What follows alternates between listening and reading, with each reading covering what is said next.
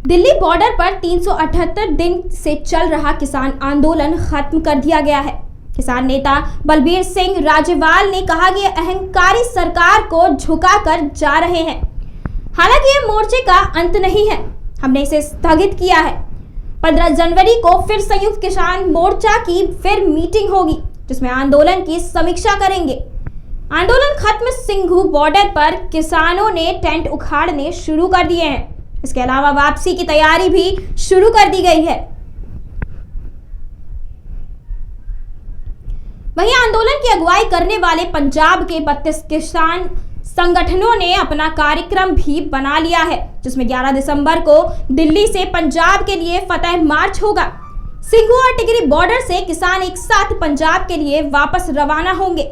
वहीं 13 दिसंबर को पंजाब के 32 संगठनों के नेता अमृतसर स्थित श्री दरबार साहिब में मत्था टेकेंगे। उसके बाद 15 दिसंबर को पंजाब में करीब 116 जगहों पर लगे मोर्चे खत्म कर दिए जाएंगे। हरियाणा के 28 किसान संगठन भी अलग से रणनीति बना चुके हैं। आपको बता दें कि बुधवार की शाम को केंद्र सरकार की ओर से एमएसपी, मुआवजा और मुकदमा समेत कई मुद्दों पर किसानों की मांगे माने जाने के बाद यह स्थिति बनी है। किसान संगठनों की प्रतिनिधि संस्था संयुक्त किसान मोर्चा की बैठक में सरकार के नए प्रस्ताव पर राजी होने पर सहमति बनी है।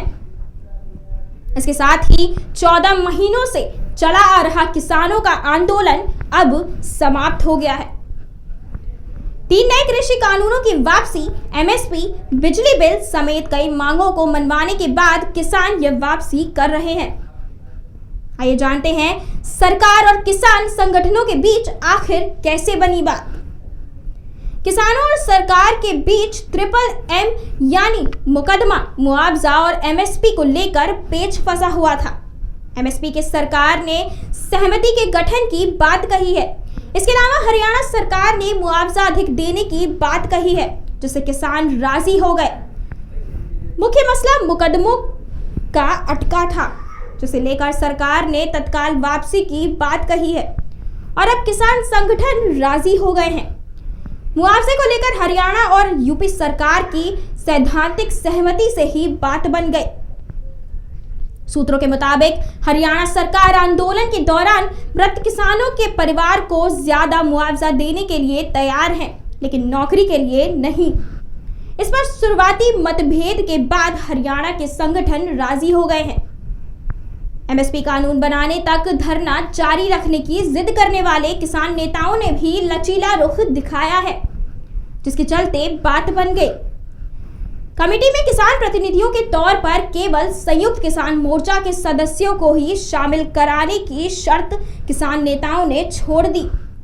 सरकार के वार्ताकारों की तरफ से दलील दी गई थी कि बिना प्रधानमंत्री से आदेश लिए इस पर कोई प्रस्ताव नहीं दिया जा सकता, क्योंकि कमेटी का ऐलान खुद पीएम ने किया है। पंजाब के ज्यादातर संगठन सरकार के पहले प्रस्ताव पर ही तैयार थे। दूसरे प्रस्ताव को हरियाणा के संगठनों ने स्वीकार कर लिया। किसान नेता योगेंद्र यादव ने सरकार की सराहना करते हुए कहा कि दूसरे प्रस्ताव में सारी चिंताएं दूर हो गई हैं। उन्होंने कहा कि सर्वसम्मति से तय हुआ कि सरकार का प्रस्ताव मंजूर है। विश्वास है कि सरकार सारी प्रक्रिया शुरू कर देगी। औपचारिक चिट्ठी आने के बाद हम धरना खत्म करने का ऐलान कर देंगे। इस बीच राकेश टिकैत का कहना है कि सरकार की ओर पक्के कागज आ जाएंगे तो फिर हम आंदोलन खत्म करने का ऐलान कर देंगे। उन्होंने कहा कि हमारे पंच संतुष्ट हैं तो हम भी राजी हैं। सभी धरनों के समापन के बाद गाजीपुर का धरना खत्म होगा।